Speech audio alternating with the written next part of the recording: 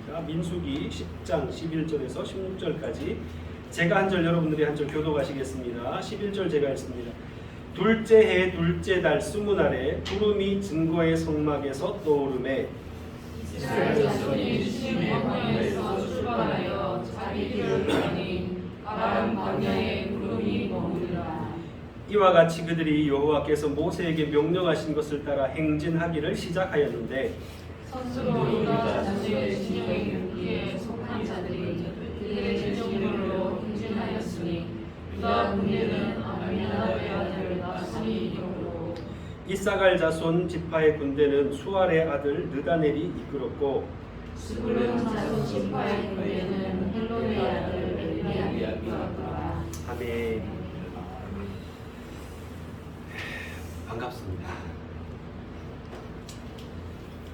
이 시간만 기다리는 거 아시죠? 제가 여러분들 얼굴 보는 게 요즘 소원이 됐습니다. 자, 지난 시간에 출애굽기 마무리했습니다. 기억하시나요? 네, 출애굽기 이제 마무리했어요. 좋죠? 네. 아이고, 그거 1년 반 가까이 막 열심히 들으셨는데. 자, 마지막 우리 거기 보니까 그때 어떤 이야기를 함께 나누었는지 혹시 기억하세요? 네, 성막이 완성돼서 하나님의 영광이 거기 임하는 것을 보았습니다. 어떨 때 하나님의 영광이 임하신다 그랬어요? 하나님께 말씀하신 대로 그대로 하면 하나님의 영광이 거기에 임한다 했습니다. 그래서 하나님은 항상 자기의 뜻에 순종하는 자에게 하나님께서 성령을 부어주시고 또 그렇게 성령을 부어주심으로 말미암아 지혜를 얻어서 하나님의 말씀대로 행할 수 있는 능력도 생기고 또 그렇게 해서 하나님께서 원하시는 대로 행하다 보면 그 자리에 하나님의 영광이 나타나게 된다. 이렇게 요약할 수 있을 것 같아요. 자, 그리고 이러한 영광은 우리의 삶에도 필요합니다. 그죠? 하나님께서 우리의 삶 가운데 임하여 주시고 하나님께서 우리의 삶을 이끌어 주시고 그래서 우리의 부족한 인생이지만 우리의 삶을 통해서 우리의 육체를 통해서 하나님의 영광이 나타날 수 있다면 그것이 정말 복된 인생이다. 그렇게 우리 이야기할 수 있습니다. 여러분의 삶이 그러한 삶이 되시기를 주님의 이름으로 축복합니다. 자, 오늘 우리는 민수기 몇 장 읽었습니까? 10장. 여러분들 원래 창세기부터 시작해서 창세기, 출애굽기, 그 다음 뭐예요? 레위기, 그 다음이요? 민수기.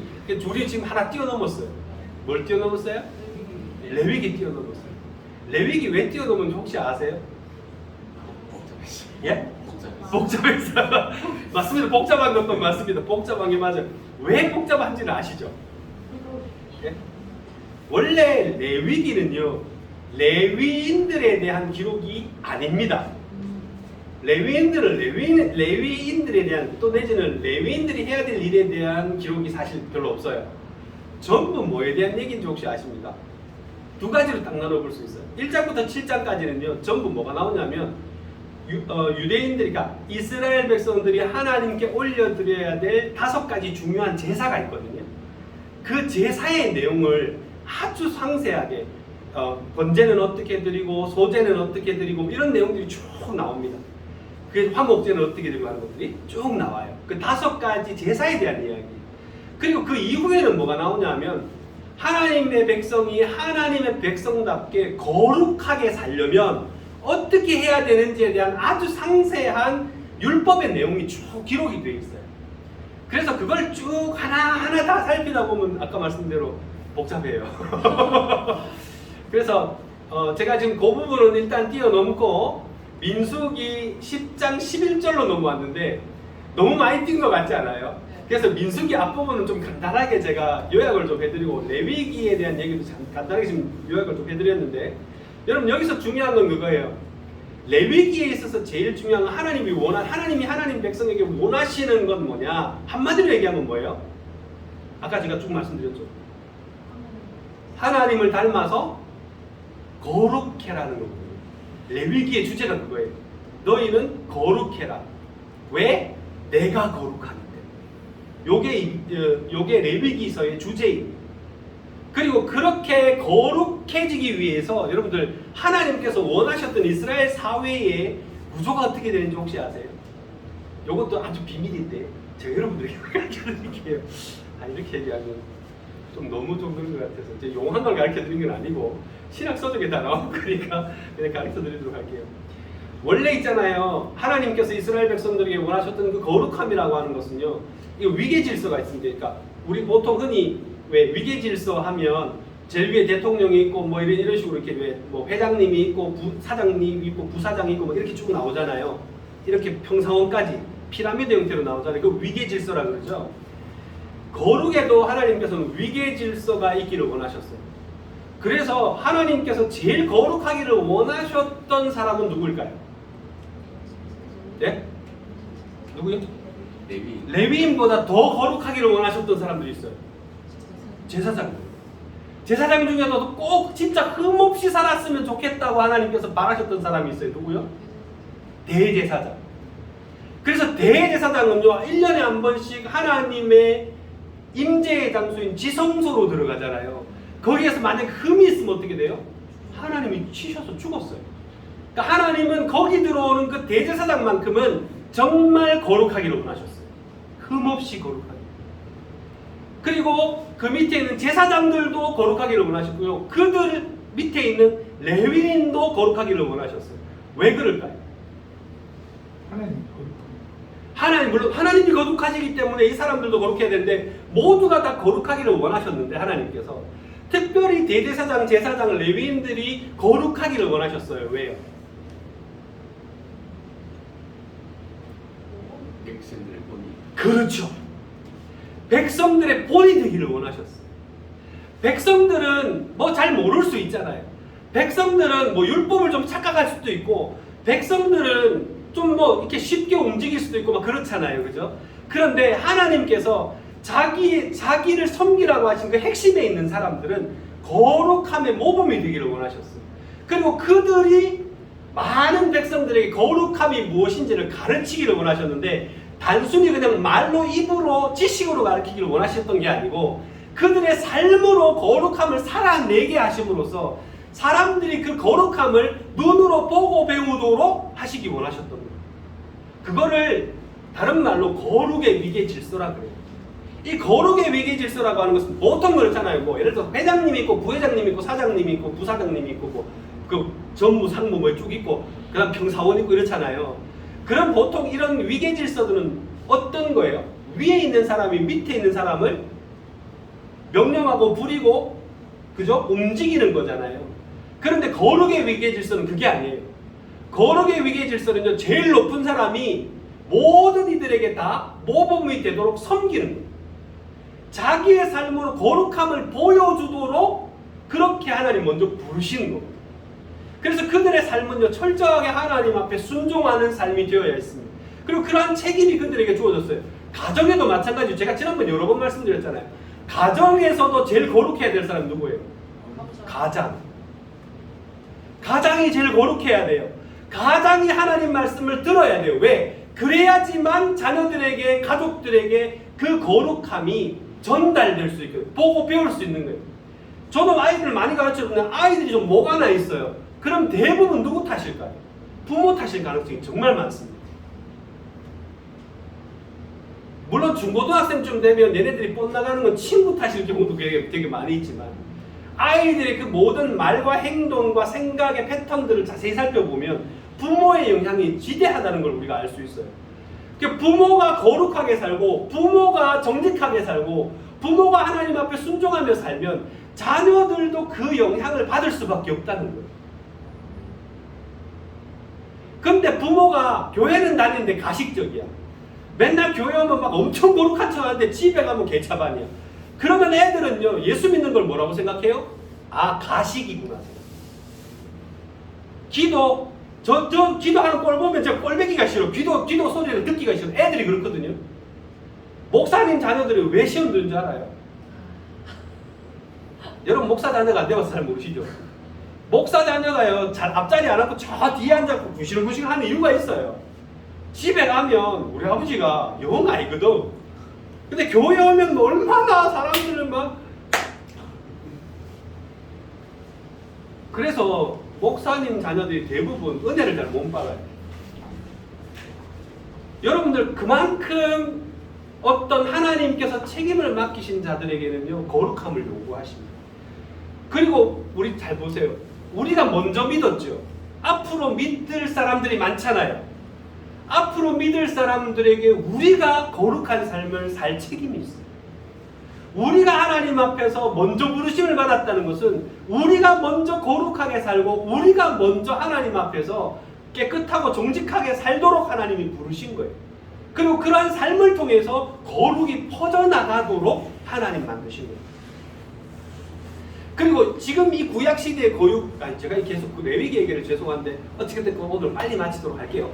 구약시대에 이렇게 막 거룩에 대해서 막 얘기하지만 그 거룩함은 대부분요 마치 백색, 흰색과 같아서요 물들기가 쉬워요. 그죠? 오염되기가 쉬워요. 그래서 전부 다 뭐합니까? 구약에서 거룩을 지키려면 어떻게 해야 돼요? 뭐 하지 말아야 될 게 되게 많아요. 먹지 말아야 될 게 많고요. 가까이 하지 말아야 될 게 많고요. 뭔가 흠이 있으면 자꾸 피하도록 만들어요. 격리시키거든요. 그게 여기도 나와요. 민수기에도 나와요. 혹이라도 뭐 부정하거나 시체를 만졌거나 하게 되면 집 밖으로 쫓겨나게 돼 있어요. 그리고 며칠 동안 정결의 의식을 치르고 난 다음에 다시 들어와야 돼요. 그렇게 하는 분리시키시거든요. 근데 여러분들 신약에 오면 예수님은요 어떻게 하신 줄 알아요? 예수님은 물들지 않으세요. 그리고 오히려 어떻게 하십니까? 거룩을 깨끗함을 전파하십니다. 그래서요 12의 혈류병 여러분 기억하세요? 혈류병 앓던 사람이 예수님의 옷자락을 만지죠. 그렇게 되면 구약의 율법대로 하면 어떻게 돼야 돼요? 예수님이 격리돼야 돼요. 그런데 어떻게 됩니까? 여자가 치유를 받아요. 그게 뭐냐면 하나님의 그러니까 예수님의 정결함, 그의 거룩함, 깨끗함이 여자의 부정함을 이겨버린 거예요. 오늘날 우리에게 주어져 있는 거룩함과 깨끗함과 정결함은요 바로 이러한 능력으로 나타나야 되는 거예요. 우리가 그러니까 세상이 더럽다고 피하는 게 아니에요. 세상이 지저분하다고 도망가는 게 아니에요. 구약은 원래 그래야 했어요.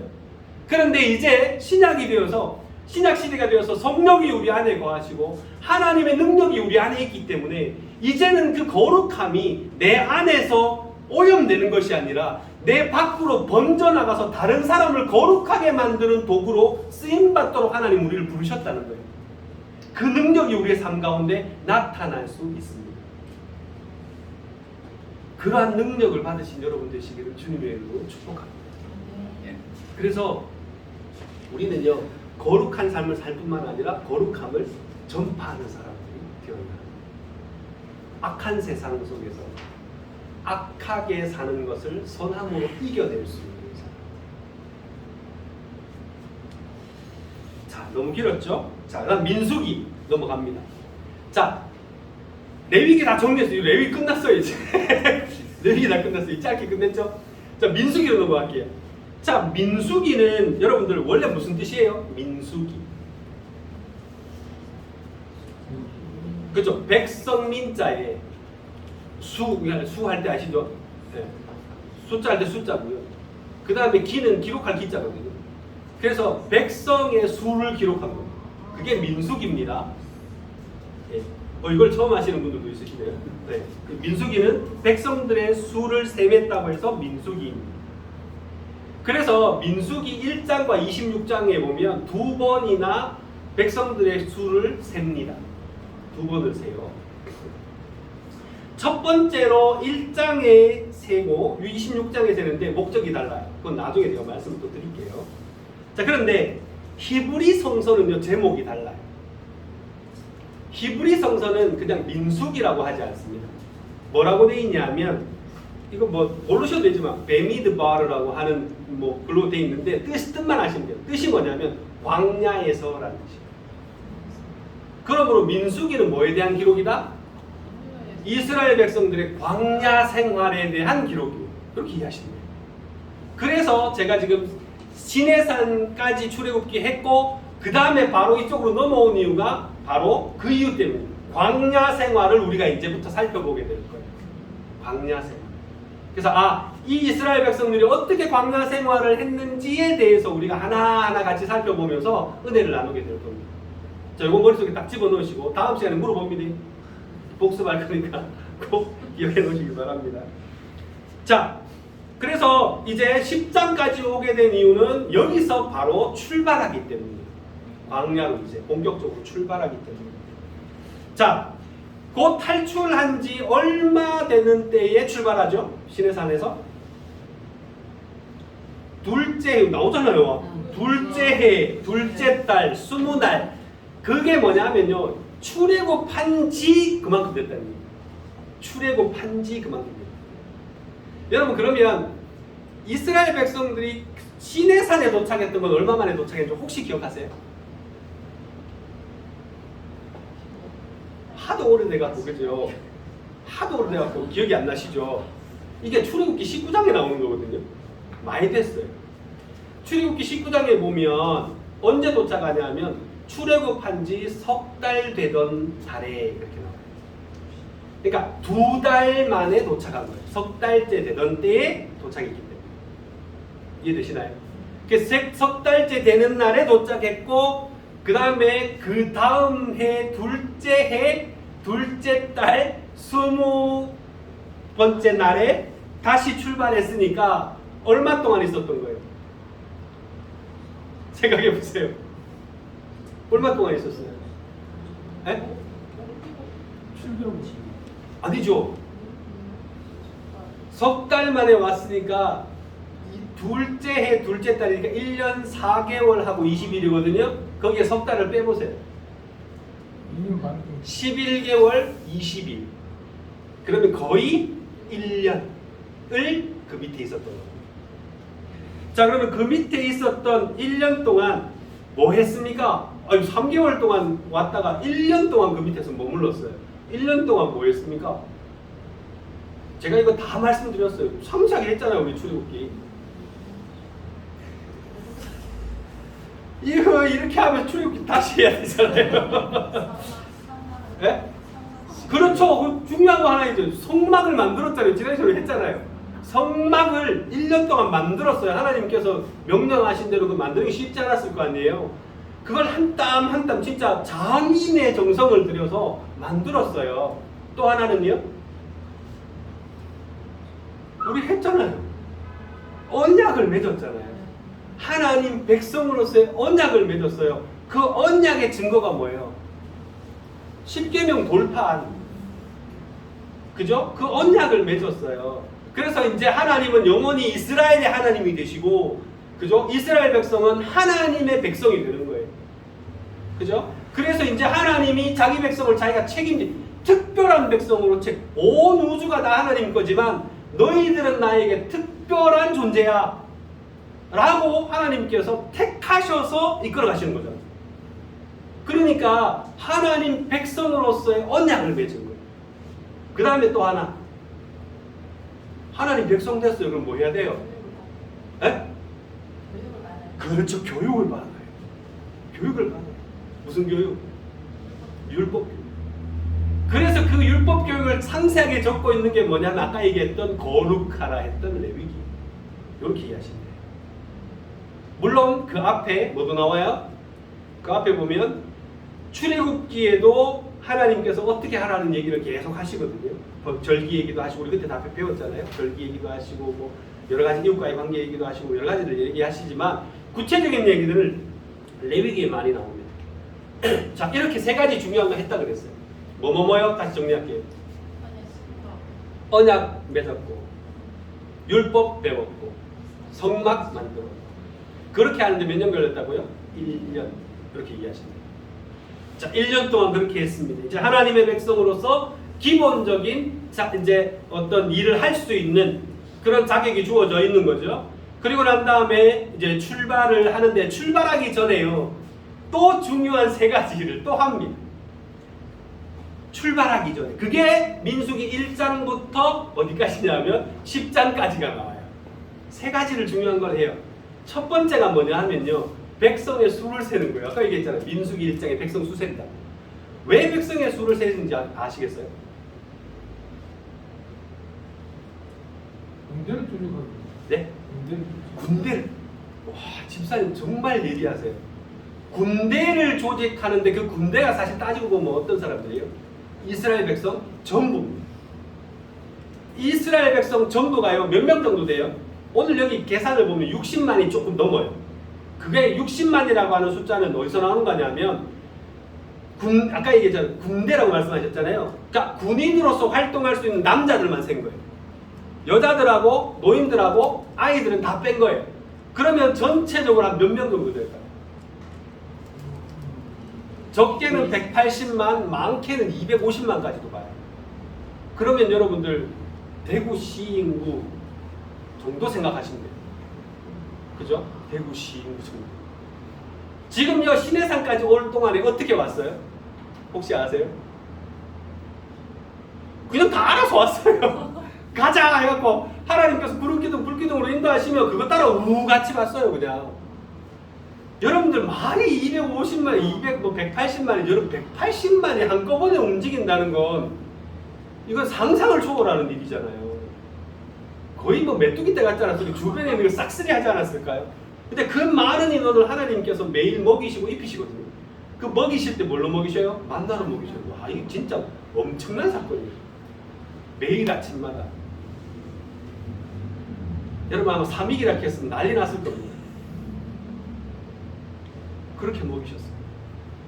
근데 그 사람들이 전부 다 원래 올 때는요 다들 급하게 나왔잖아요. 그러니까 뭐 없이 그냥 뭐 전부 다 같이 나왔어요. 전부 다 같이 나와 신해산까지 왔어요. 그리고 다 자기들 알아서 텐트 치고 다 했어요. 자, 그런데 이제 출발해서 갈 때는요, 신해산에서 갈 때는 이제 그렇게 가면 안 돼요. 그렇게 가면 광야에서 낙오돼서 죽는 사람도 많을 거고요. 여러분들 그렇게 만약에 움직이게 되면 여러분 질서가 너무 없어서 엉망진창이 될 거예요. 여러분 지금 우리가 행정 다 나눠놓고 다 막 공무원들 돌아다니고 이렇게 해도 시정이 엉망진창이잖아요. 그런데 여러분 하물며 광야에서 180만만 칩시다. 180만이 한꺼번에 여러분들 가자 한다고 가겠어요? 멈춰 한다고 멈추겠어요? 전부 다 멈춰 하는데도 뭣도 모르고 가버리고 막 그런 거 아니에요. 전부 다 서로 좋은 자리 차지하려고 난리를 칠 거고, 여러분 요즘도 뭐 집 같은 거 나오면 뭐 좋은 집 같은 경우는 박 터지잖아요. 아, 이런 얘기 죄송합니다. 이런 얘기 쓰면 안 돼요.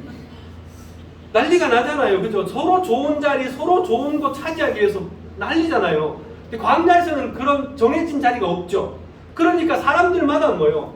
사람들마다 자기가 좋은 자리를 차지하고 싶고 그럴 거 아니에요. 어떤 사람은 바위 위에 텐트를 치기도 하고 어떤 사람은 막 그늘에 치기도 하고 그럴 거 아니에요. 그러니까 그렇게 막 하다 보면 너무 무질서해지고 갈등도 많아지고, 여러분 그래서 모세의 장인이 나타나기 전까지 모세가 뭐에 매달렸어요? 송사하는 데 매달렸어요. 그 사람들 아침부터 저녁까지 계속 재판을 하는데도 안 돼. 처리가 안 돼.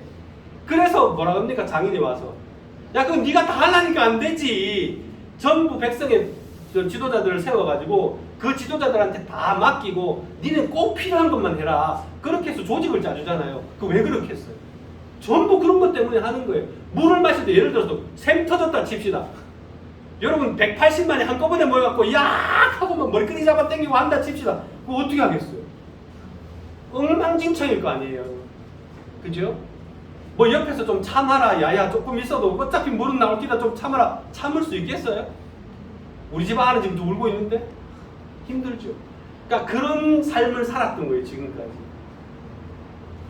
그래서 백성의 숫자를 딱 세고 난 다음에 어떻게 하느냐, 이제 성막이 만들어져 있잖아요.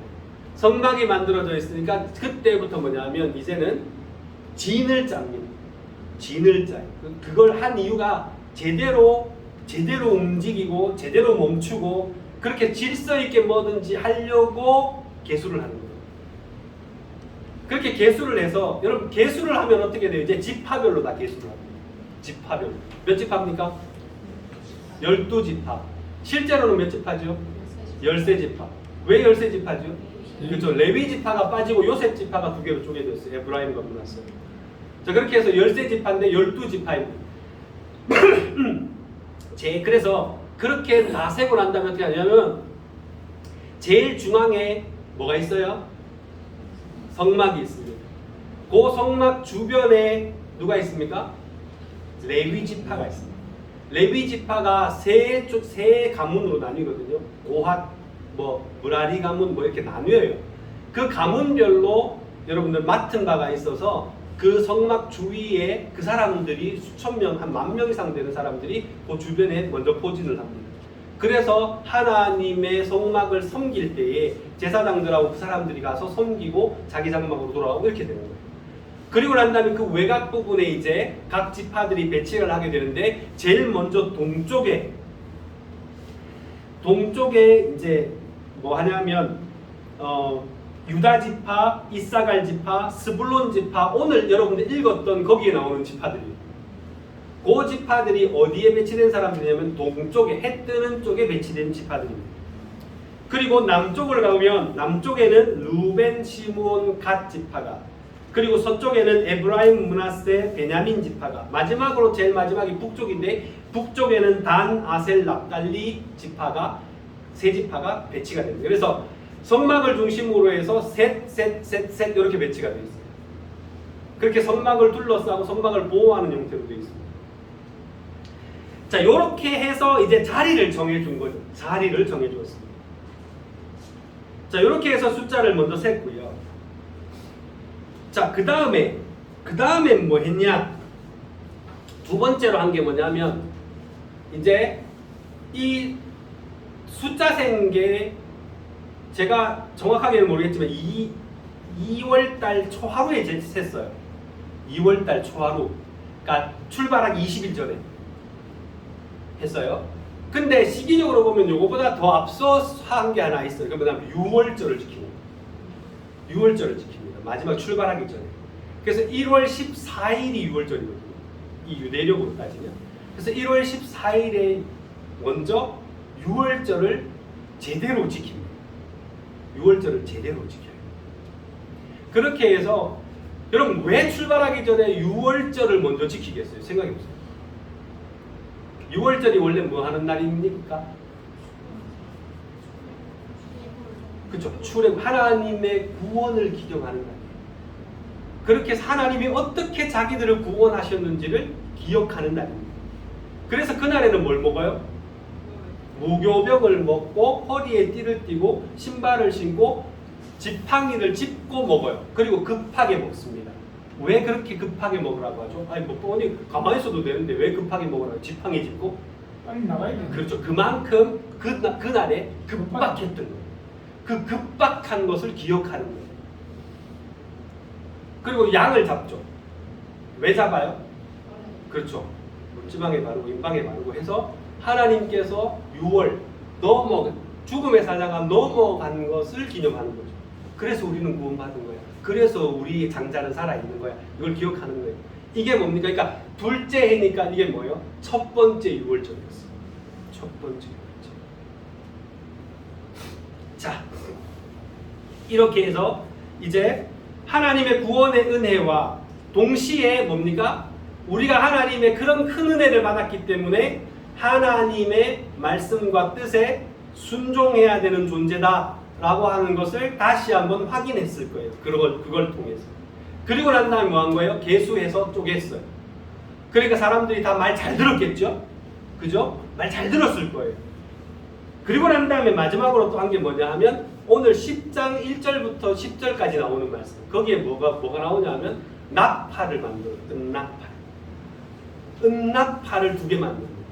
왜 은납파를 2개 만들까요?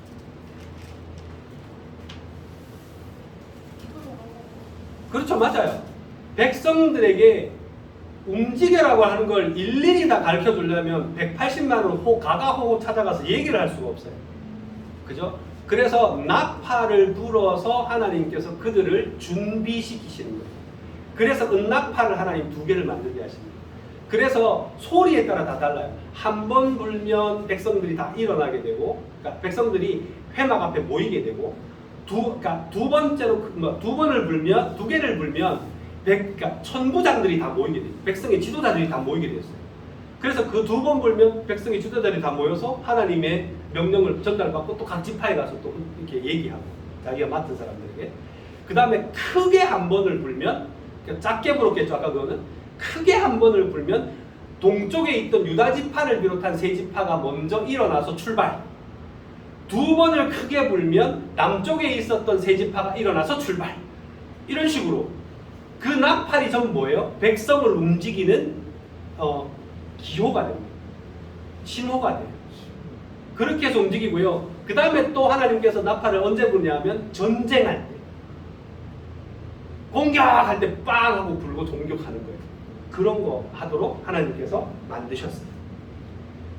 자, 그리고 절기가 있을 때도 절기날에도 불러서 사람들이 전부 다 하나님 앞에 와서 얼굴을 보이도록 하는 역할도 했습니다. 자, 이렇게 나팔 2개를 만들었습니다. 자, 이 정도 되니까 이제 다 어떻게 된 거예요? 출발할 준비가 되었습니다. 자, 그리고 딱 출발할 준비가 되니까 어떤 일이 벌어져요? 구름이 떠오릅니다. 이제 출발할 때 됐다는 걸 하나님께서 인정하시고 구름이 떠올라요. 구름이 떠오르면 어떻게 되겠어요? 구름이 떠오르면 짐을 챙기기 시작합니다. 전부 텐트 걷고 이제 전부 막 준비하고, 레위인들은 뭐 할까요? 성막 걷고 뭐 다 준비하고 맡은 사람들 짊어지고 이제 출발할 준비를 합니다. 그리고 나면 어떻게 해요? 나팔 한번 크게 불겠죠. 그럼 누구부터 출발?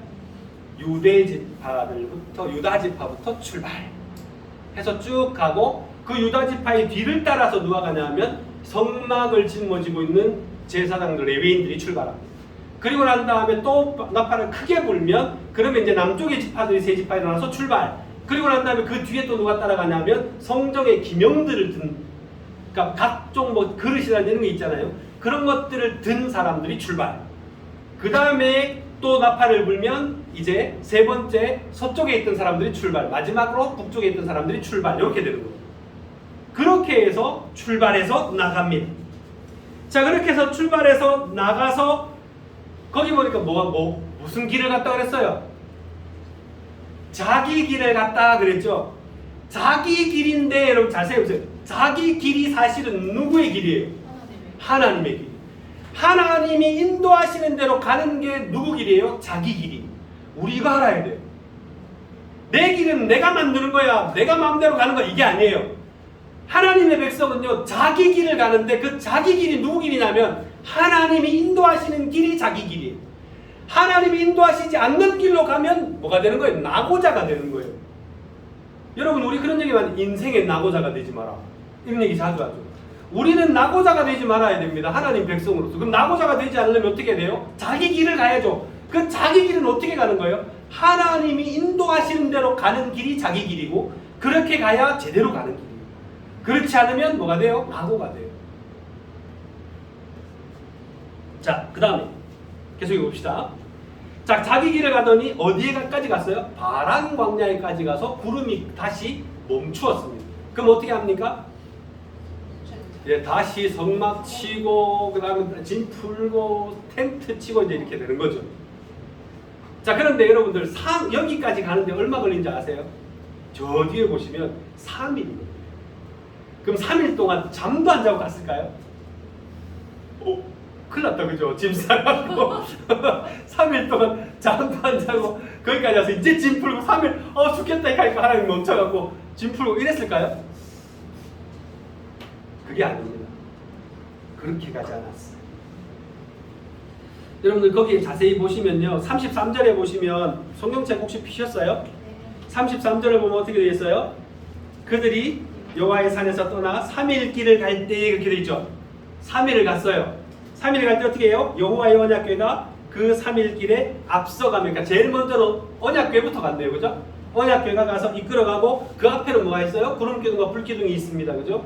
그렇게 해서 쭉 가는데 뭐 했어요? 하나님이 그들의 쉴 곳을 찾았고 그랬어요. 하나님이 구름으로 인도하시면서 그들의 쉴 곳을 먼저 찾아주셨어요. 그리고 그 밑에 보시면 더 놀라운 게 나옵니다. 자, 그들이 진영을 떠날 때 낮에는 여호와의 구름이 어떻게 했다고요? 그 위에 덮였다. 왜 덮었을까요? 그렇죠. 오늘 여러분 요 교회까지 와보시면 알잖아요. 네? 강생이도 요즘 바깥에다 매놓으면 죽는다면서요. 네? 그렇게 더운 날이에요. 하물며 광야는 얼마나 덥겠어요. 특히나 바닷가 쪽에 시내산이 바닷가 쪽에 있거든요. 거기서 불어오는 그 바람은요 엄청나게 덥겠죠. 그런데 또 밤이 되면 어떻게 돼요? 추워요. 그러니까 하나님께서 낮에는 구름으로 덮으셔서 백성들이 그 더위에 지치지 않도록 하시고, 또 중간중간에 가면서 지쳤다 싶으면 어떻게 해요? 쉴 곳을 찾아서 쉬게 만들어 주셔요. 그렇게 가서 3일 길. 근데 이 길은요, 제가 보니까 그래요. 3일 길은 곰곰이 생각해보면 어떤 길인 것 같아요? 예행 연습하는, 확 끌고 가는 길이 아니고 이제 좀 익숙해지도록 하나님이 맛보여 주신 거예요. 제대로 가는지.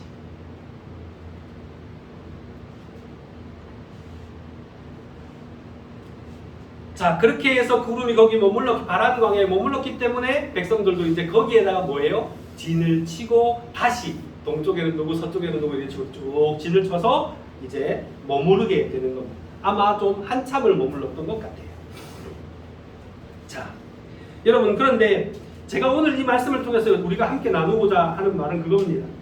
여러분, 길을 갈 때에, 여러분, 하나님의 백성이 하나님이 인도하신 대로 길을 갈 때에요, 꼭 필요한 거 있어요. 그게 뭐였어요? 아까 우리 앞에서 제가 간단하게 말씀드렸는데 뭐가 필요해요? 질서가 필요해요. 질서가 없으면 엉망진창이 되잖아요. 질서가 필요합니다. 하나님 백성의 길을 하나님 백성의 길을 가려면, 하나님 인도하심을 따라가려면 뭐가 필요하다? 질서가 필요해요. 자, 이 질서의 전제 조건이 뭐예요? 죄송합니다. 질서의 전제 조건이 뭐예요? 하나님의, 집사님 말씀이 맞아요. 하나님의 뜻과 인도하심이 분명하게 보이는 거예요. 그게 전제예요. 그게 없으면 좀 기다리셔야 돼요. 그게 없으면 막 가면 안 돼요. 그죠? 하나님의 인도하심이 분명할 때까지 좀 기다릴 필요가 있습니다. 그게 전제입니다. 그래야지만 하나님의 뜻을 따라갈 수 있어요. 맞죠? 교회도 마찬가지입니다. 목사가 깃발 꽂고 가자! 한다고 해서 우르르 가면 안 돼요. 하나님의 뜻이 우리 안에 분명히 보여야 됩니다. 아, 이건 진짜 하나님이 우리에게 주신 사명이고 길이고 뜻이고 이거는 분명해 라고 하는 쪽으로는 우리가 가야죠. 그 인도하심이 전제가 되어야 됩니다. 그건 되게 분명하게 드러날 거예요. 누가 막 가자고 억지로 끌고 가는 게 아니라 모든 백성들이 다 보잖아요. 구름 뜨고 구름 가고 구름 앉는 거는 다 보잖아요. 그러한 분명함이 있어야 돼요. 그리고 그러한 분명함이 있을 때는 누구부터 움직이는 거예요? 지도자부터 움직이는 거예요. 지도자들부터 움직이는 거예요. 그렇게 해서 여러분들 지도자들이 여기도 보니까 다 그 지파들별로 쭉 세 명, 그러니까 세 지파 이렇고 그 다음에 뭐가 나냐면 누가 이끌었다가 다 나와요. 오늘 말씀에도 나오죠. 그죠? 누가 이끌었다는 게 나오죠. 누가 나손이 이끌었고 느다넬이 이끌었고 엘리압이 이끌었고 이렇게 나오죠. 이 사람들이 다 뭐 하는 거예요? 백성들을 이끌어가는 사람이에요. 하나님 뜻대로. 이 사람들 자기 마음대로 이끄는 게 아니에요. 남들 다 절로 가는데 야 우리는 일로 가! 이게 아니에요. 이 사람들은 뭐 하는 거예요? 하나님의 뜻이 이루어지도록 자기들이 앞장서서 이끌어가는 역할을 하는 거예요. 자기 뜻대로 가는 게 아니고. 그러므로 여러분들 리더는 뭐가 제일 중요하겠어요? 하나님의 뜻을 그대로 가감없이 앞서서 이끌어갈 수 있는 사람이 리더가 돼야 되는 거예요. 그죠? 자기 뜻을 앞세우면 리더가 되면 안 됩니다. 그래버리면 교회가 산으로 가요. 자, 그렇게 해서 하나님께서 리더를 세우시고 리더들이 앞장서서 가면 그럼 백성들은 어떻게 하겠어요? 백성들은 그게 하나님 뜻임이 너무나도 분명하고 하나님의 인도하심이 분명하기 때문에 어떻게 합니까? 순종하며 가야 돼요. 힘들어도 어려워도 마음을 합해주고 같이 움직일 수 있도록 힘을 합해줘야 돼요. 리더가 가자 하는데 아씨 나 오늘 좀 다리 아파서 못 가겠는데? 그러고 안 가면 어떻게 돼요? 그러면 자기도 낙오가 될 뿐만 아니라 다른 사람도 얼마나 피곤하겠어요. 그 사람 끌고 간다고. 그죠? 그러니까 여러분들 자기의 개성도 중요하고 자기의 뜻도 중요하고 그 사람의 의지를 하나님 무시하시는 건 절대 아닙니다. 그럼에도 불구하고 하나님께서 이끌어 가실 때 배려하시잖아요. 쉴 곳도 마련해 주시고 그늘도 덮어 주시고 좀 천천히 갈 수 있도록 기다려도 주시고 하나님이 다 그렇게 하시는 거거든요. 그렇게 하면 또 백성의 지도자들은 그 말씀을 따라서 인도하고 이끌어 가게 되고 그리고 백성들은 어떻게 해요? 그 인도하심을 따라서 좀 불편하고 좀 힘들고 좀 자기 마음에 차지 않아도 하나님의 뜻이고 하나님의 인도하심이니까 또 함께 한 마음이 돼서 가잖아요. 그러니까 움직일 수 있는 거예요. 몇 명이 180만. 안 그러면 그렇게 가겠어요?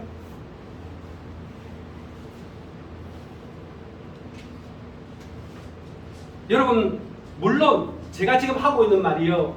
자칫 오해가 되면 큰일 날 수 있습니다.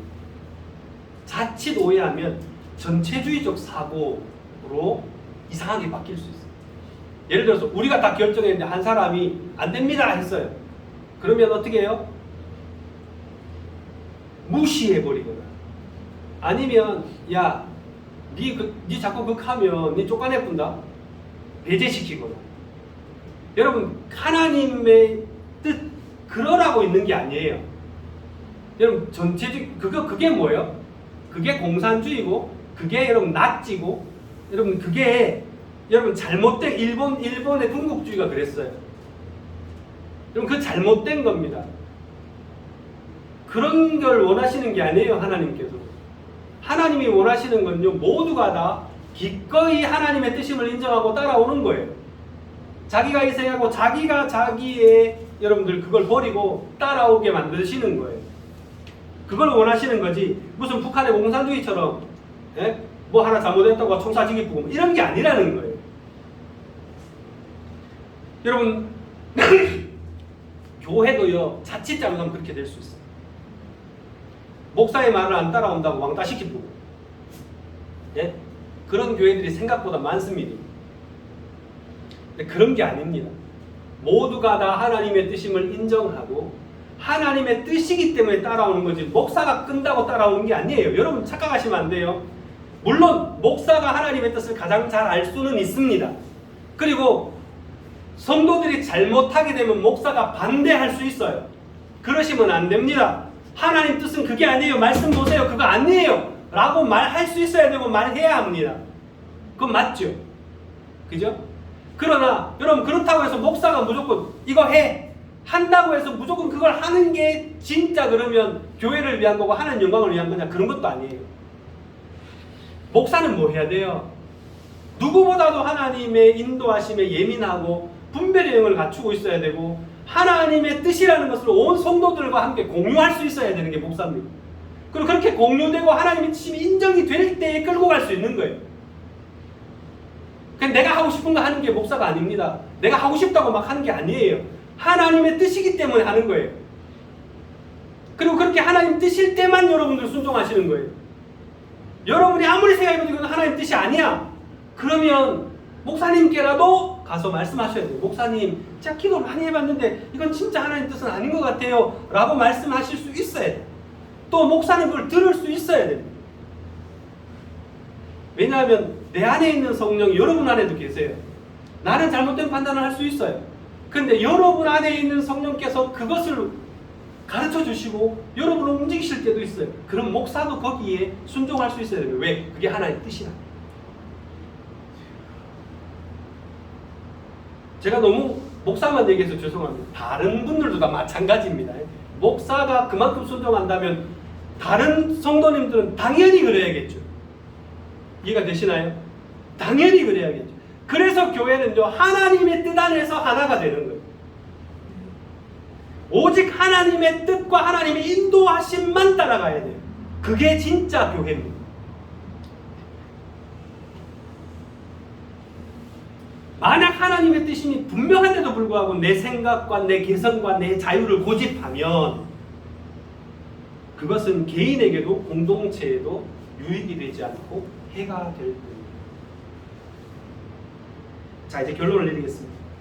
여러분, 교회가 좋은 교회, 아름다운 교회, 하나님이 기뻐하시는 교회가 되려고 한다면 먼저 하나님께서 주시는 분명한 인도하심이 있어야 됩니다. 이게 교회의 가장 큰 복이에요. 그리고 많은 이들이 하나님의 뜻을 분별할 줄 알아야 돼요. 그래서 교회는 성령 충만할 필요가 있습니다. 성령 충만하다는 것이 무슨 막 기적이 일어나고 병자들이 낫고 그것도 있지만 실제로 하나님의 교회가 성령에 충만하려면 여러분들 하나님의 뜻을 분별하는 것으로 제일 먼저 드러난다고 저는 생각합니다. 심지어 기적의 역사도요, 사단이 역사할 수 있습니다. 여러분 그런 거 많이 보실 거예요. 여러분들 성령이 인도하지 않는데요, 병자가 낫는 경우도 있습니다. 그런 거에 유혹되면 안 되죠.